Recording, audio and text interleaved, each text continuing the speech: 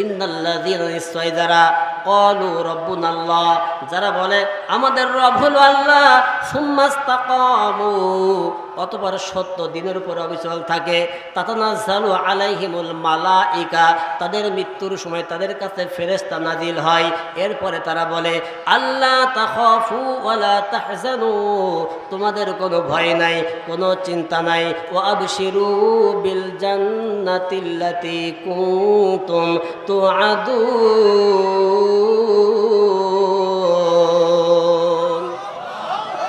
তোমরা জান্নাতের সুসংবাদ গ্রহণ করো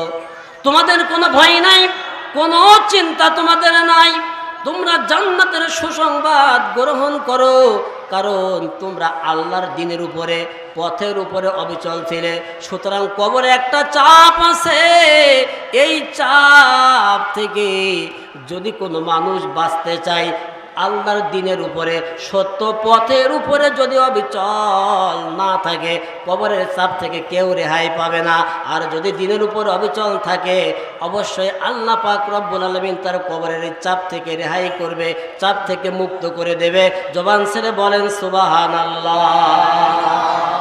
আমার মরনা শিবে কখন কেউ তা জানে না কথা বলেন ঠিক কিনা আমার মরনা শিবে কখন কেউ তা জানে না